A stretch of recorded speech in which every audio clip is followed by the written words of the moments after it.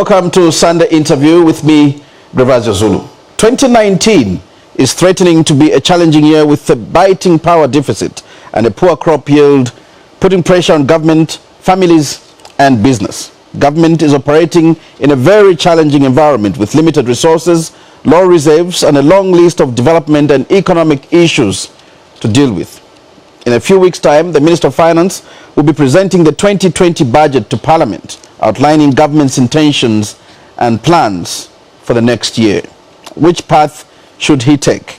An austerity budget or an ambitious one to unlock the country's investment potential? To analyze these issues, I have with me in the studio Kantanshi Member of Parliament, Mr. Anthony Mumba, who's also a trade and development expert. Mr. Mumba is also on the committee appointed by the President to deal with the liquidation of KCM and finding a new strategic partner for the mine. Sir, welcome to the program. Thank you very much, and thank you for inviting me. Let's start with the economy. The nation seems overwhelmed with numerous challenges: high debt, power deficit, poor crop yield, and of course government struggling to ensure business, especially the mines, pay the right taxes. Would you say, as a nation, we're on a downward spiral? No, I wouldn't call it a downward spiral, although the issues that you have highlighted are extremely important and they do define the economy in terms of what opportunities are there for the people. Are there any jobs? Are there any taxes that we can collect to ensure that the treasury remains afloat, and services to continue to be provided, and the health, education, and so on. So we are where we are, not for the first time. I think we have been there before. Power deficit issues, 2015, 2016, debt issues around 2001 to 2006 through the HIPIC program. So we are where we are because that's how a normal economy functions. You have good times and you have bad times. So where we are now is an opportunity for us as a country to look at what are the possible things we can do to avert the challenges that we are facing. If you take, for example, power, which you talked about, power has been an issue for us because of the weather patterns and obviously climate change issues that have come in. But in 2015, when we were spending something like $40 million a month, that you remember that was unbudgeted for expenditure. And right now it's sitting in the books somewhere of some of these non-paid debts. We at that time started investing in solar energy. Now obviously I can tell you for a fact that I haven't seen the Ministry of Energy probably coming up with a committee, a strategic committee that can look at what are the possible things we can do now to ensure that we respond to this challenge. Shouldn't we be ashamed as a country to say that? We don't need to be ashamed. 5 years after a crisis, when you refer to 2015, 2016, we're almost talking 4 to 5 years, and we seem not to have learned lessons from that. Do you think we have learned anything? I think many times in life, when you go through something and you become comfortable, you tend to forget what you went through. I mean, we started very well looking at issues around solar energy. Right now, the levels that the reports that we're getting from ZESCO, Zambia River Authority, are that the waters continue to dry. Now, if the water is going to, come back in this dam called Kariba, I'm told you need about 2 or 3 rainy seasons for us to get the power that we were enjoying not too long ago. So obviously that presents a huge... That's consistent good seasons. Yeah, consistent good seasons, that's right. Now, we had various projects. For example, under the M phase, you saw there was an investment. World Bank was doing something around scaling solar that was going to be about 600 megawatts. So far 100 megawatts has been done and it's quiet. And in fact, World Bank has suspended that program. But if you look at the challenges we're facing now, we need to start revisiting some of these programs, because if you look at the extent to which we're going to have our economy damaged through low productivity because of the sharing of this power, you have seen already the load shed has moved from 6 to 8. So again, this is highly dependent on the fact that if the water levels continue to drop, there's really nothing much that we can do about it. But we can have measures taken you can have immediate measures, medium term and long term. And one of the immediate measures, in my opinion, would be to go back to look at solar energy. We have, for example, companies like GetFit. This is a solar energy company. It's sitting on 120 megawatts. If we were to quickly sit down with them and complete the issues of title deeds, development agreements, all these bureaucracies which are within the realms of government, again, you can have that on board. And this is power that is around 4 cents per kilowatt hour. You look at you look at what's happening, for example, in this electricity company in Central Province, from 60 megawatts, they're now producing only 10 megawatts. So you can imagine the amount of losses that they're making, and the threats to jobs, and also the threats to the fact that all the companies that they've been supplying power to cannot get that as much power as possible. So there are all these things that we need to look at. But I think one of the key things that we need to look at is immediately the solar. Even this agreement which President Edgar Lungu was witnessing, the 50 megawatts by Toyota Tusho, it will still have to go through the issues I've talked about: development agreements, power purchase agreements, title deeds, implementation agreements. So if we can be able to, the bureaucracy has been our biggest enemy. No. Even if our bureaucracy has been our biggest enemy, we are at a point of learning, and we're at a point of trying to solve this big problem. Now, my suggestion is that you have all these solar programs going on. GetFit, for example, has been doing this for the last 3 to 4 years. They're almost there, but they still have to sign implementation agreements. They still have to see their title deeds. Now, when you look at all this, it's driven by government. So if there was maybe a special committee that was created to immediately start looking at some of these, pit holes, even the example I've given you of the 50 megawatts that solar plant that President Edgar Lungu was witnessing in Japan. It will not take off until we deal with all these little bottlenecks. But you can imagine, if we got that 600 megawatts from the M phase, you have 120 megawatts. You have got the 50 which has been signed for. Definitely, if we're going to have any load shedding, it would be minimal. Yes, and at that point, because remember, these projects also to take off, it takes about a year and a half. So, but it's because of the paperwork. Now that paperwork is basically ourselves. So this is just one example that we can start looking at, instead of sitting and saying, let's wait for the rain. And then we might not even have as much good rainfall. What is your assessment in terms of impact for this load shedding? The impact will be felt. Small businesses, barbershops, butcheries, saloons, the people that, really matter, the people that actually, contribute, the people you find queuing up at ZRA trying to pay those taxes, are the ones that are going to be hit the most. Jobs will be lost, definitely, because shifts have to change. If you're in a bakery, obviously production has to reduce. So there are all these issues that are not even new to us. We can refer to 2015 and look at some of the measures that were taken, but we're lucky. 2015, we're able to tap power from Beira through that power ship. But now we are targeting to get something from South Africa, or you can see how the weather has been in the region. So for me, my suggestion would be that we quickly start to look at how do we harness this solar power so that we can get those megawatts signed on onto the national grid and reduce this impact, so that we don't reduce the profitabilities of these businesses, and we also don't lose as many jobs as we are going to lose going forward. There are people calling for ZESCO to take the lead in ensuring solar energy is promoted. Is that the right path to go? Well, ZESCO is the main company that we have in this country, which produces power, and not too long ago we were being praised as a country that we produce clean energy through hydro. But that has also been, that has been threatened now because of not having enough rain.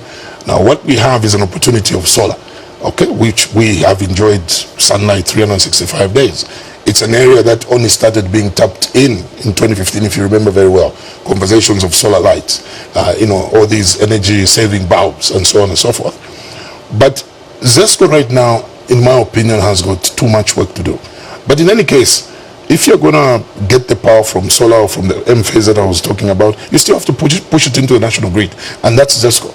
So, you know, in one or the other, yes, they can be involved because they are the main experts, you know, in this country in terms of producing, you know, power.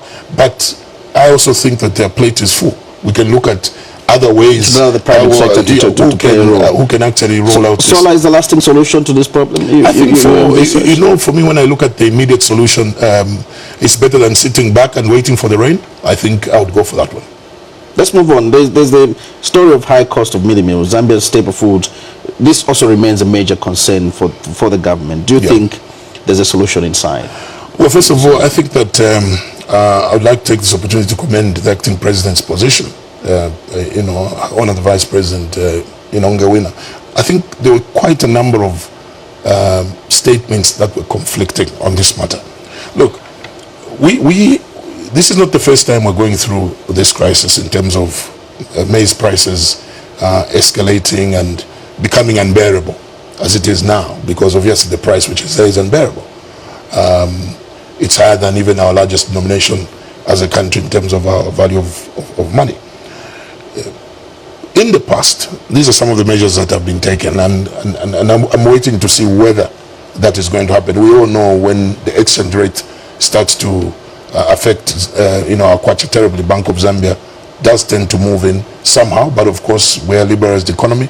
They will do something in the background, not to really distort players on the market and so on, but to safeguard the interest of the kwacha. I would have expected that FRA by now would have been talking about offloading you know, maize from their strategic reserves to try and cushion, you know, this abnormal, it's above normal, you know, consumption of mealie meal. Maybe the that's FRA why has been announcing that they're really offloading. But where's the challenge? Well, the price doesn't seem to come down. Well, for me, apart from them offloading, because this is, in my opinion, what I'm expecting to happen.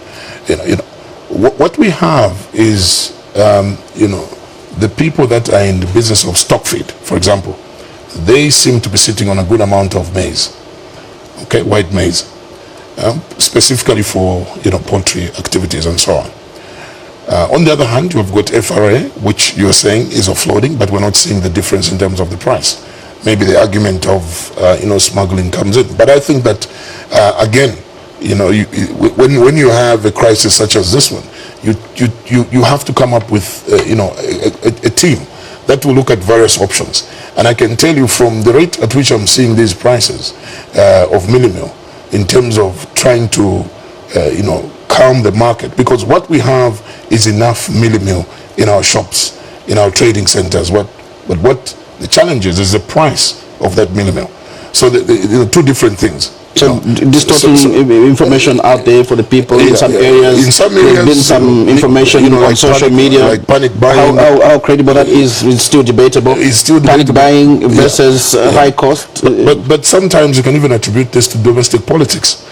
You know, we're at a stage when, you know, the country is going through a very difficult time in terms of the economy. And most of the things are things that you don't have control over. You don't have a control over the rain pattern.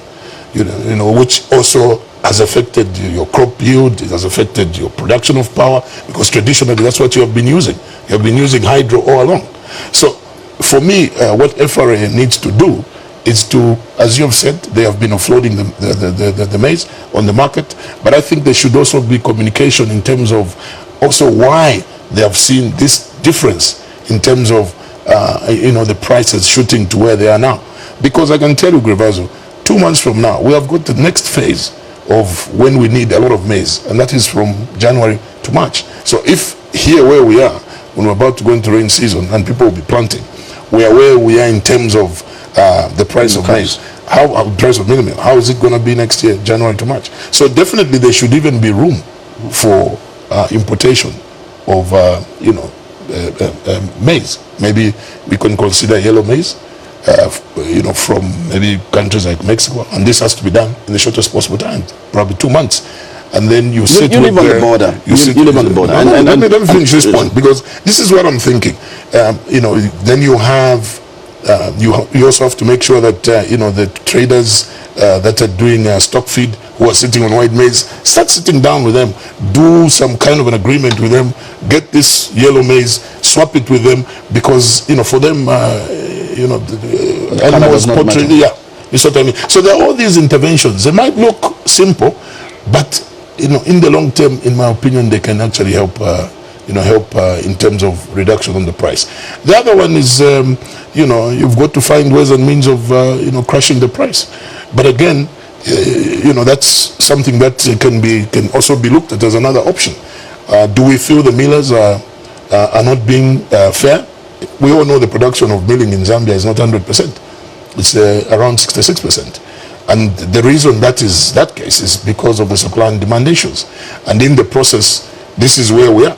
Issues of supply and demand. But again, when you crash the price, it means who's affected? Is it the farmer, the miller? The farmer that one comes at right now as a last resort, because right now I can tell you, as people will be planting, they'll be going for maize, because maize is fetching a higher value, as seen by the cost of milling meal. So on one hand there's a winner, on the other hand there's a loser. But but the way you structure an economy is that there must be a win-win situation on both sides. So right now you can't talk about reducing the prices so much of milling meal, because then it will become unattractive to plant. And if it becomes unattractive to plant, then we are in for even bigger problems in 2020. So for now, what I think the immediate thing that needs to be done is, the offloading of the maize, similar to what Bank of Zambia does when we have exchange rate so you're talking offloading, you're talking importation, but then here's a unique case I wanted to present to you, that you have a constituency just near the border. How big is the issue of smuggling? It's been cited as one of the reasons why there seems to be a challenge with because again, you will offload, but then this maize subsidized right through from planting to harvesting into the market, into FRA, subsidized, but then to end up in neighboring countries. We're not the only ones facing a food problem. Well, first of all, I mean, rightly so. My constituency borders Congo through the Mukambo border post, and last week the Minister of Home Affairs with the Inspector General of Police visited my constituency to appreciate some of the work the security forces are doing to deter, the smuggling of milling meal. I'm sure at a later date he will inform the nation some of the findings that were there. But again, because of lack of statistical data, we started observing that if you buy milling meal from town and you go to Murundu, for example, you find that the prices will be different. Why? Because in trying to control the smuggling, you find that the commodity, the milling meal, when it's being taken to Murundu, for example, for consumption, the quantity will be less. So issues of supply and demand come in. So the trader has less milling meal, and in the process, the consumer starts to, try and quickly buy it. It starts to push the price up. So it's got to be a balancing act. But beyond that, as a country, we're not even supposed to be talking about smuggling.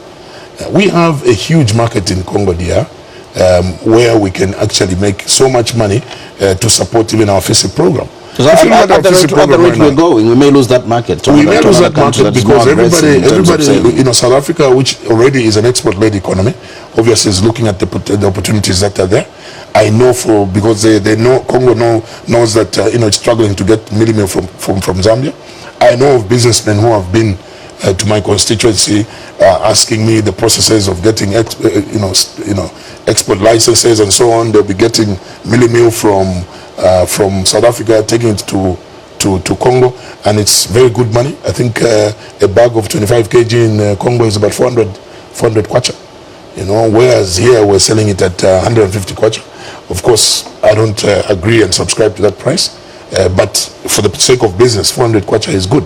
It's good money. So maybe what we need to do is to have a conversation with all these farmers that we are supporting through the FISI programs. There are so many interventions that government has put in place which can provide an opportunity for trade between Congo, Angola, and so on. So is this an attitude problem? Maybe for Zambians, basically. It could not even be a government issue. I mean, if you live along the border and you live in Murunda, as you say, and Flira, and you know the price of maize is 400 kwacha in Congo, why don't you grow maize? So you do have to wait for government to push you into that what we need is... Zambians can't see business opportunities? I think the other challenge which has been there is the inconsistency between maize export and maize ban. Maize export, maize ban. Mealie meal export, mealie meal ban. I think that is where the challenge for me comes from. Because if we can get the FISIP farmers that are being subsidized, as you have rightly put it, to have such a huge market. I, for example, have a solar milling plant, and that cooperative, Kantanshi, has to pay 300,000 kwacha to government. Now, right now, they're failing to even produce. Now, can you imagine if they were able to be producing and exporting to Congo? You know, would they have challenges paying the government for the solar milling plant? The answer is no. So we need to have a holistic conversation. That's why, for me, the economy presents an opportunity for us to revisit sector by sector how we can deal with some of these challenges so that we turn them into opportunities. There's this song of diversification in agriculture, which even government at some fora has accepted that it's not been seriously implemented or pursued. Why is the country failing?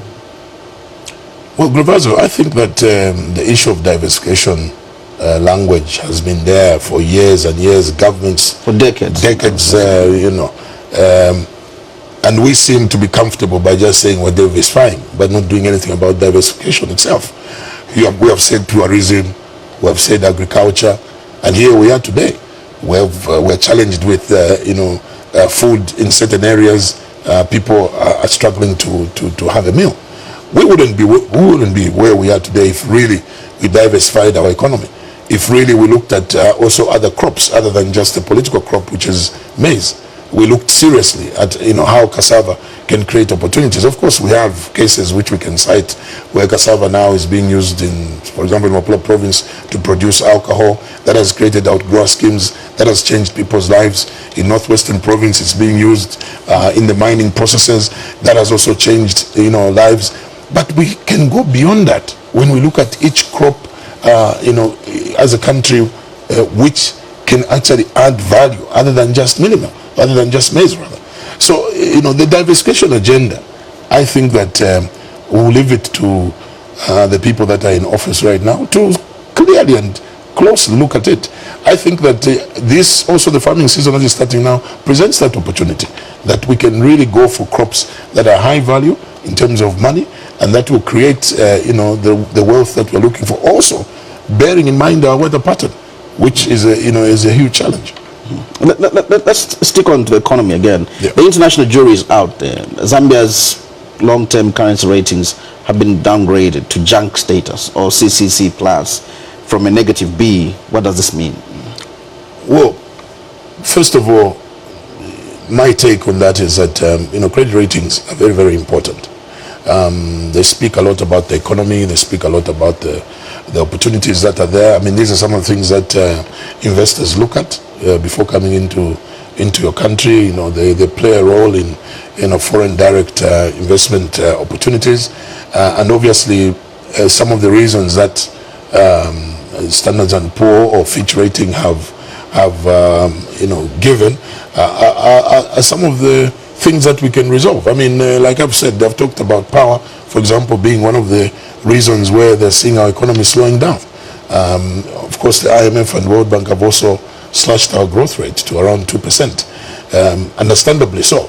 But I think that there are so many things that they have talked about, the high debt that government can do. I mean, I've been advocating for, the rebasing of our GDP.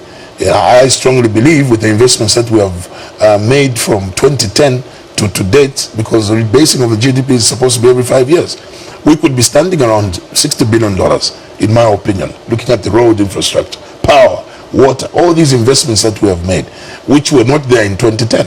What we had in 2010 after our GDP was rebased in the time of Honorable was immediately we saw Zambia becoming one of the fastest growing economies in the southern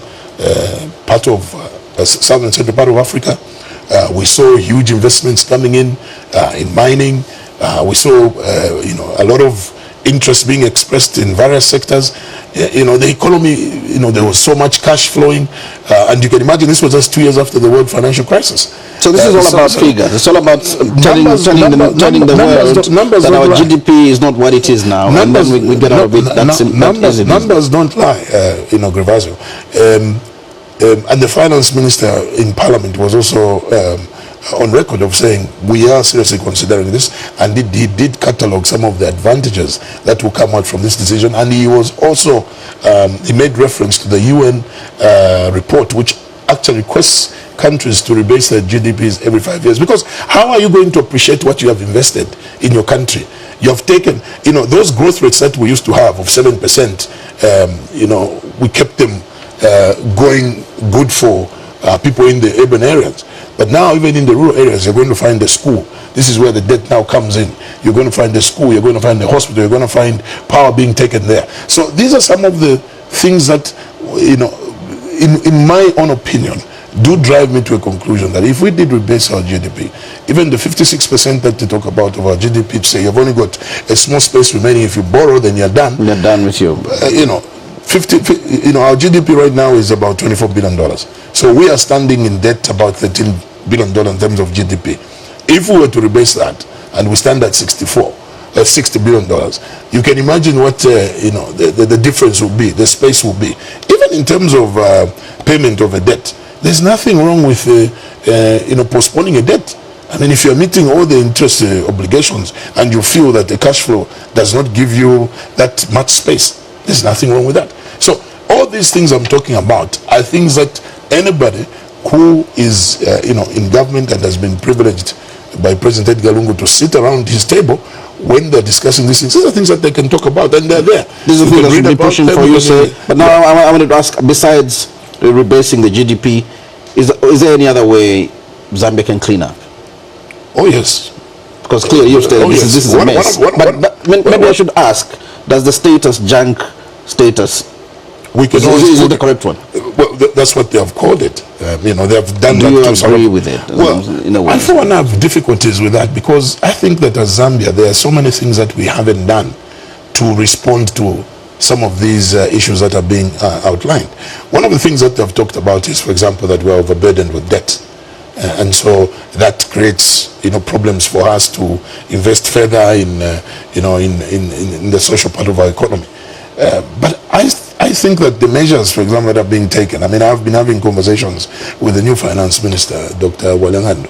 One of the things that we have been talking about is, how do we probably relook at some of these agreements that we have? Some are concessional agreements, some are contracts that haven't taken off. Do we really need them? Do we really need a bituminous road between point A and point B, or do we need an all-weather road which will be far much cheaper? Where you're spending $60 million on a bituminous road, on a gravel road or an all-weather road, you're spending only $1 million. And then obviously when that area picks up in terms of the economy, then you're able to go and make it a bituminous standard road. We have also been talking about how do we go back. Our greatest debt is around the infrastructure. That is what is choking us. How do we go back and check all those contracts in terms of those interests that were being charged?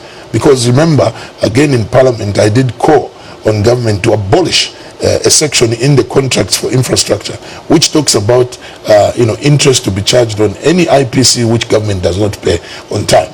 The Minister of Finance came back then, Honorable Monakato, said no, we cannot abolish it because it's our duty to pay. So we're increasing that to 56 days. Now, has that filtered into ZPPA? I know that we're not signing up as many new contracts as possible, but we need to go back and check what was the principal amount, what was the interest, and negotiate with these contractors so that we tell them, say, if we don't clean up our books, it's you who are going to suffer. Then you won't have business. So if we get rid of some of these interests, standalone time, and we focus on your IPC and what you have worked for, then you're creating room. You're creating that fiscal space for us to continue giving you more work so that you can employ as many people as possible, who in turn will also contribute to the treasury through taxes. That's the sort of conversation that you need around debt. When it comes to debt, which we have through the Eurobonds and so on, that one, there are many options that you can look at. You can look at, because you have been consistently paying your interests and your obligations, you can look, if the cash flow around that time, there's nothing wrong to consider postponing the payment. You can always negotiate with the lenders. That's even here in Zambia, we do that. You can borrow money from the bank, and you can talk to the bank if you feel you're not yet ready, and get into new agreements. So everything is possible. It can be talked about. It's all about whether there will be that passion to implement all those discussions. So the cleaning up involves all those things you've listed. There's got to be a genuine conversation. I'll give, for example, food suppliers. I was telling the minister, why don't we go to those who affected the most? They have supplied food to the army. They have supplied food to Zambia Air Force. Why can't we get that debt, pay them off, make sure their contribution in terms of the 3% that they're supposed to pay, is collected at source? They start on a clean plate. That we can do. That is in the arms of government. Government can wake up and say, look, how much do you owe? You owe them 10 million kwacha. Can you submit all their names to the ministry? And the ministry can pay direct into their accounts and recover the tax there, which is sitting, and government can actually benefit from that tax. So the threats identified by the credit rating agency are they real. All have solutions. They are real. I mean, the power issue is real. The debt issue is real. Dwindling reserves? Dwindling reserves, that one where the last ministerial statement did indicate that our reserves were standing at about 1.7 billion, the lowest that we have ever had in our country. But government showed also commitment. Look, Grevazo, we just recently had the gold rush in Wenilunga. I mean, God has given us a rich country, a small population, 17 million of us. There is no justifiable reason why we should be struggling as a country with all the mineral resources that we have. We are even wasting time trying to just make our geo investigations in terms of which mineral lies where, how do we work together with mining companies. All these are things that are within our reach. This can be done. If good people can go and pick it up. I remember those days before Northwestern Province picked up in terms of copper production and so on. We used to hear people used to just go and dig with a hole. They take it to, Chambeshi Metals there. Copper is taken out. Until now, we have seen some of the biggest mines in Northwestern Province. Mm-hmm. Do we really need to wait? Huge infrastructure is cited. Huge infrastructure spending is cited. Do you think government should cut back? I know government has mentioned and indicated they want to go that route in the austerity measures. Yes, definitely. How does that impact? Well, I think that first of all, the message by the PF has been heard and has been felt in terms of infrastructure development. Wherever you go, you will see an activity of a road being done, a clinic or a hospital, a school. I think where PF has reached now is just to focus on completing those projects and giving a government some breathing space. Obviously, the next step is maintenance of these buildings, of these hospitals and so on, the roads. So I think the plan of cutting back is a good plan. There are roads that never existed. Like I said, when we're growing around 7%, it was only people in the urban areas who used to benefit. But now you can go to, a village, you can go into, for example, my constituency, the peri-urban constituency, you can drive in there now, you can use feeder roads, you can easily access people and so on. So these things are happening. And I think for now, my word of advice would be that, we focus on completing all the outstanding projects. Like it was suggested, those ones which are around 80%. 80%. And then, we cut back on spending on new infrastructure projects. We also look at how best we can pay the small-scale suppliers, those who have, supplied simple things like bond paper, pens, who are struggling. They are there in Soweto, Soweto market. Some have borrowed money from, people who are now after their entire amount of contract they had. So there are these little things that we can look at which can actually create breathing space for our people.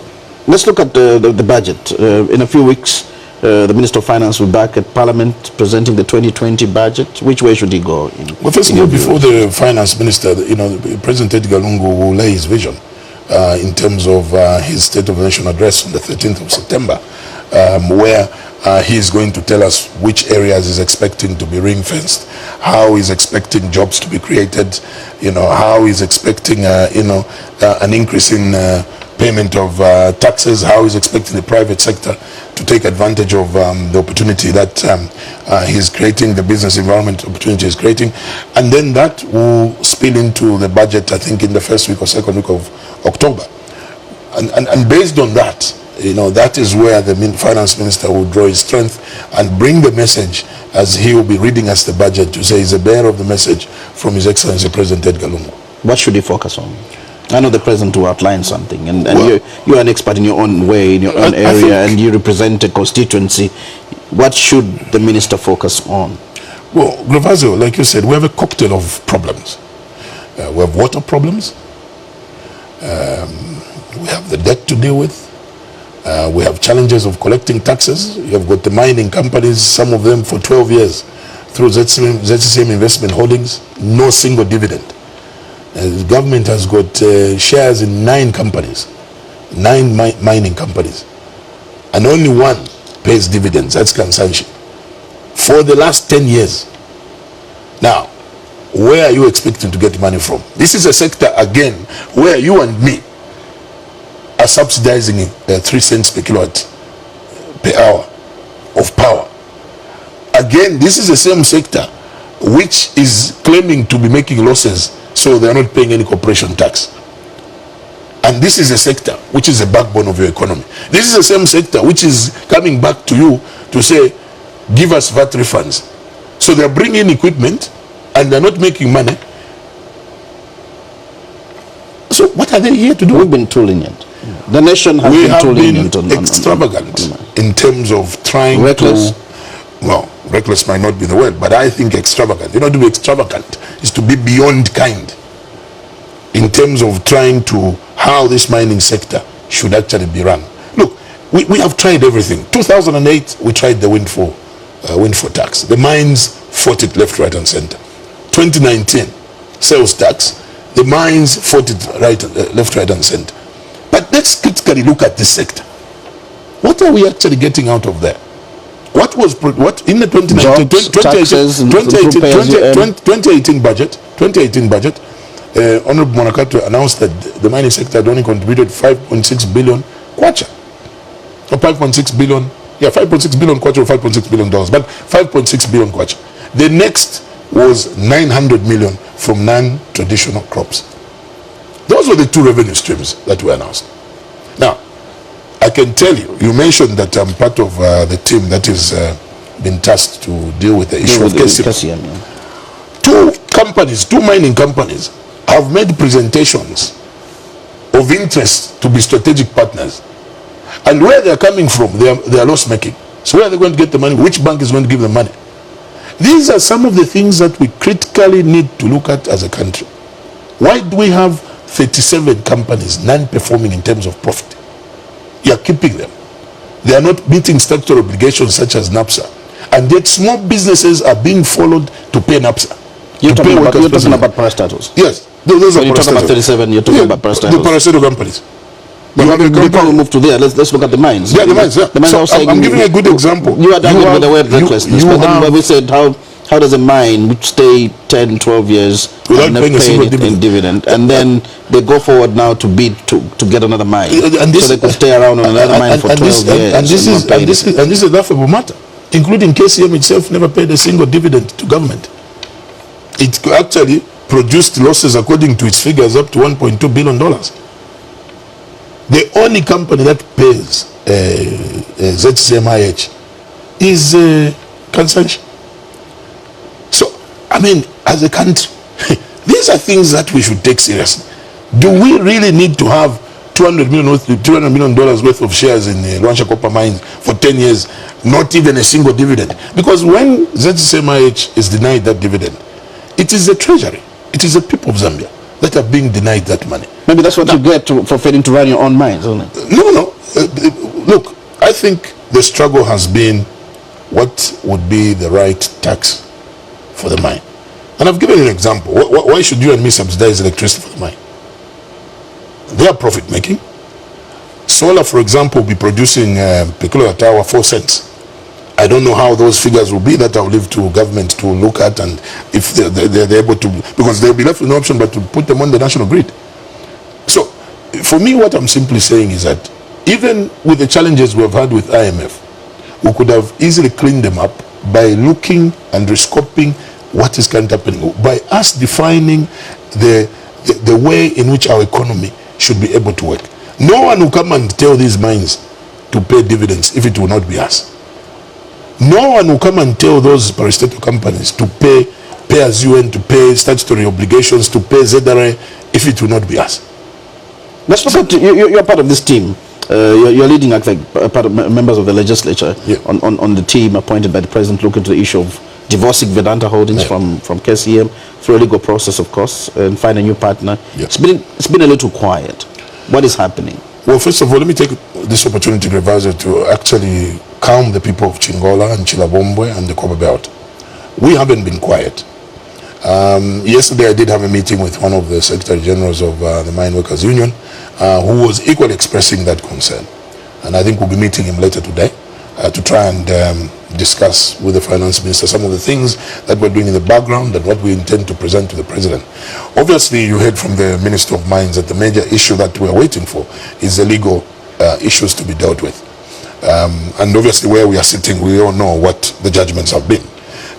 So this is why now we need to look at what is the next step that we need to do, to ensure that people remain confident that their jobs will be safe. People are able to access resources from financial institutions. Right now, I know that most people who are working for KCM in Chingola are failing to get money from banks, lending institutions, and so on, because their future is not yet clear and set. So, with the conversations we have been having, particularly myself with the Finance Minister, on quite almost a daily basis now, is that we feel we're running out of time. The cost implications, the longer we take, which the President also is fully aware of. In fact, the President's idea was that within 90 days this should have been completed and done with. But you see, if we don't do it properly, we won't get the right strategic partner. What you need is a partner. KCM sits on quite a good amount of copper ore and other minerals. I think experts say around $99 billion dollars. So you can imagine the sort of company that you should target. You should be targeting companies like BHP Billiton, those huge multinational companies. One investment is $5 billion. That's what we need. And then at the same time, it's not just a question of finding a strategic partner. We need to remodel the business opportunity in the mining sector. On the copper belt there, if we created an opportunity to say 30% of values of contracts in the mines should go to Zambian people. And this is something I'm considering to put on a private member's motion. And I hope it will be supported. Because right now I can tell you, Grevazo, there is nothing that a businessman on the copper belt or in Lumwana or in Northwestern province is getting. What we have is all businesses being given to South African companies. Now there's nothing wrong also with having joint ventures so that you build technology, you build capacity, and you create skills transfer, and so on. But that is not happening. This can only happen through the legislature. And this is similarly to even the 20% 20% subcontract, which has been what has protected that in the road sector, the Zambians who are getting contracts, is the same being part of the legislation. So we need to make sure that is the only thing that will revive the copper belt. We need to ensure that even as we are working on getting a strategic partner for the mine, we remodel the business opportunity so that it works for the people, it works for the people of the copper belt, and it works for this country. We cannot be producing policies that should work for people who are coming from abroad. Then we are not doing anything as a country. The policies should be around us. It must benefit Zambians. You did speak about parastatals, and you said 37 of them in existence, and few paying dividend. Yeah. Well, again, that was Another in the budget speech. Budget speech, yes. For and 9 months on, I don't know whether there is anything that has happened. But again, this is also another opportunity for us to raise money. when you look at this issue closely, even for us to go to IMF and World Bank, and one of the reasons why, scaling solar in the M phase has been suspended, it's been through the same issue of saying, Zambia has overborrowed, they have the potential of not being able to pay the debt, and so on. It's because at the same time, we haven't been doing much in terms of leveraging resources within the country.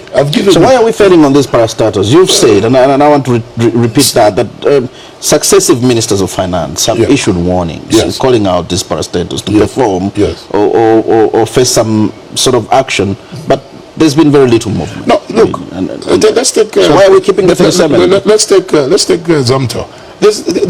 Zamto, the minister was making a statement in Parliament, and he was telling us that Zamto, the numbers are growing in terms of the customer base, but again the profit is not there. So how do you increase your sales and profit is not there for 5 consecutive years? There must be a point that you break even, and then obviously you move the ladder.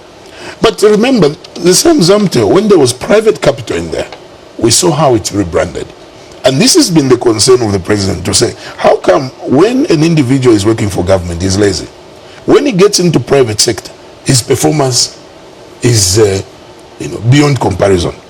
And I think that is what is happening in the parastatal companies. Look, how come MTN is making a profit for its shareholders? How come Airtel is making a profit for its shareholders within the same market where you are trading? They are making profits.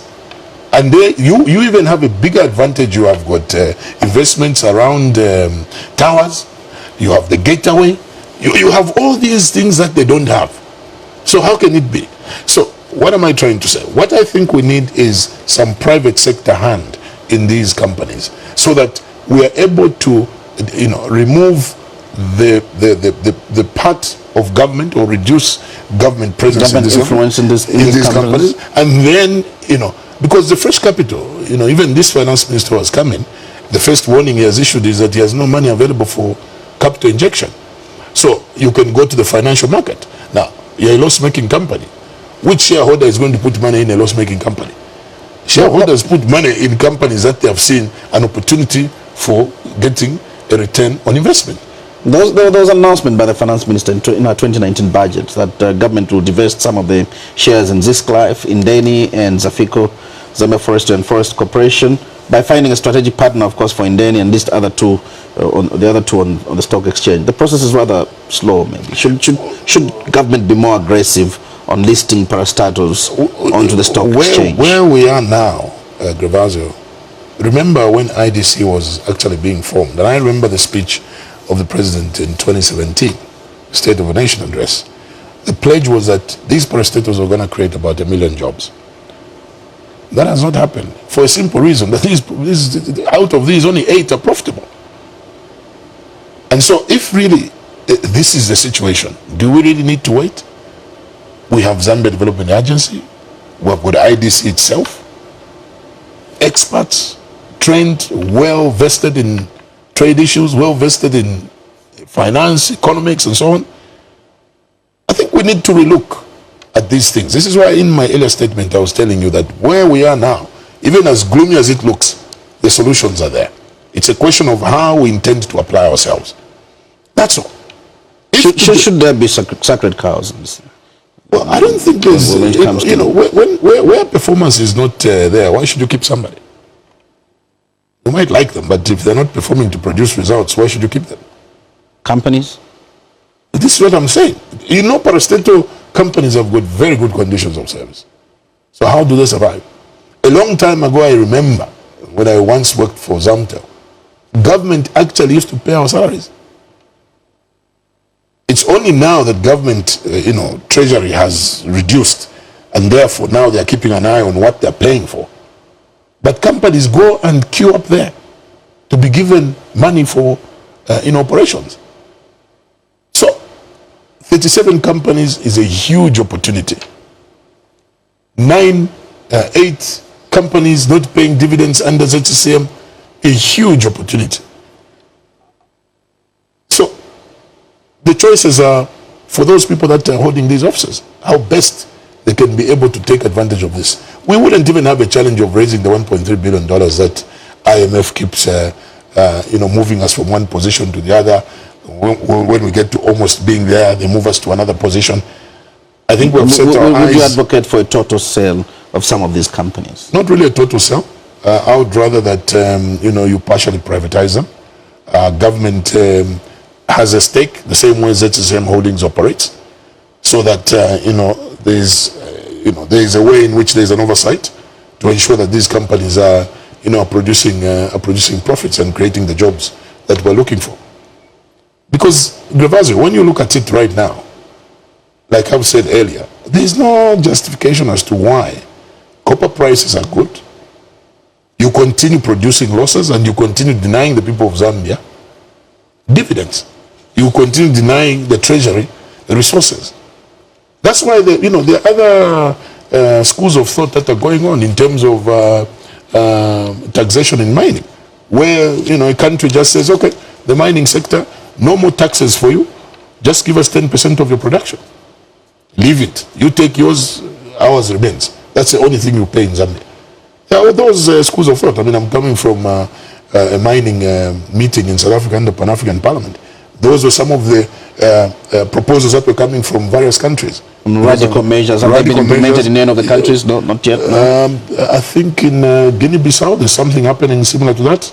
Oil-producing companies, oil-producing countries rather, that's what they do. They just get 10% of the production, so that you remain with your mineral resources and you decide who to sell. So if you decide to sell Gravazio, he pays money back in our country, and so at every given point in time we have enough foreign exchange available. Those are some of the radical thoughts that are going on, because now African countries have come to realize that we continue to perpetually depend on the Western for support in terms of budget support and so on. But that is unsustainable. They are equally going through their own phases. You've got the Brexit taking place in Europe. Do you really think that we'll continue getting support through DFID? You look at America, the trade wars that are going on.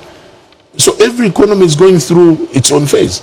So even ours, when we're crafting our policies, those policies should be to work for the people of Zambia. Let's move on and do a bit of politics here, outside the economy. The most debated issue is the Constitution Amendment Bill, number 10. This has turned out to be a controversial and if not a divisive issue. What is your position as an independent? Well, first of all, I think that issue is just about domestic politics. That's what everything is all about now. We're getting towards going into elections. We've got about, 22 months remaining to elections. Everybody wants to grab headlines, even when they know they're wrong. One example I can give you is that in Parliament, we had Honorable Jack Mwimbu, the leader of opposition in Parliament, who opposed the bill and was actually accusing the PF of trying to do shortcuts to pass the Constitution, especially that the amendment bill came on the day we were rising. Now, he knew from the 18 years he has been in Parliament that a bill, once it's read for the first time, the Mr. Speaker refers it to a committee which sits for about a minimum of 10 days. But he went on with that. President Hakainde also on Radio Phoenix went on with the same story, misleading the people of Zambia. So for me, when I look at the arguments that are going on there, I'm actually left to wonder where we are going as a country. This is a supreme law of our land we're talking about. And as we are debating it, there should be nothing like, my MPs will not support this. Whoever supports this will be, independents should not support this. Look, we have 50 witnesses right now sitting, and they will sit, I think, for 2 to 3 weeks. Then the bill will come back to the House. We as members of Parliament need to study that report, all of us. Then we have to debate until we come to a logical conclusion. You cannot shortchange. You have no position at the moment. I have no position at the moment. Until you read the report. Why? Until I read the report. And I think that's the best thing that I can do. Because is it because we're part of the NDF? Even if I was part of the NDF, that's just one part of the process. That's just one part of the process. The next process is where we are. And we're still going. And once we start to, you see, there's no one with a monopoly of wisdom. Once we sit to congregate together there will be all sorts of ideas. As the people are sitting right now, there are all sorts of conversations going on, depending on where you're coming from. If, for example, you asked me about the campaign period, you know how much money you spend for 3 months campaigning? If I'm told, okay, now it's been reduced to 2 months, how many times do I go to the constituents? I go in a month twice. How much money do I spend? Minimum expenditure when I'm there is 25,000 kwacha. Have we have commercialized politics? Well, this is what it is. There are people. Maybe that's what we need to get out of politics and not play around with days to make politicians comfortable in disbursing their resources. It will take a long time for people to understand the role of a member of parliament. There are times that you lobby for projects here, and those projects start to happen because you're moving from one office to another. You're moving from one office to another, trying to make sure that this road project takes off, this water project takes off, and when all these start to take off, you have a member of your constituency telling you to say it's not you, it's government. So there are all these facets of what people think the role of a member of parliament should be. So if I've been going to constituency twice in a month, 48 times in a year, why do I need 3 months to start going around the constituency which I've been going around all along and still spending money? This is just an example. It's just my opinion, and I'm thinking to myself, one of the issues that you would rather argue. So you're an independent MP. How do you vote in parliament? Maybe I should ask, are you already being approached by either side, the PF or the UPND or the opposition, trying to lobby you to vote for one position on this matter? On this particular matter? Yes, of course there have been even letters from Action Aid. I found something in my office. There was one time SMSs started flowing around of people lobbying that you should not vote for this, you're sentenced to death. So I'm thinking, and I asked one person who sent that text message, I said, have you read the report? He says, I've read. I said, which report? Because the report hasn't come out. The report is only coming out after the witnesses. At that point, that's when you can say, look at what the witnesses are saying. And they can send you text. Yes. Sentencing you to death. Sentence me to death politically, but that will not happen. Mr. Mumba, thank you for coming. It's been a pleasure having you on the program. Thank you. Well, you've been watching Sunday Interview, and that's all we have for you this evening. We'll be back next week sometime. Pleasant viewing.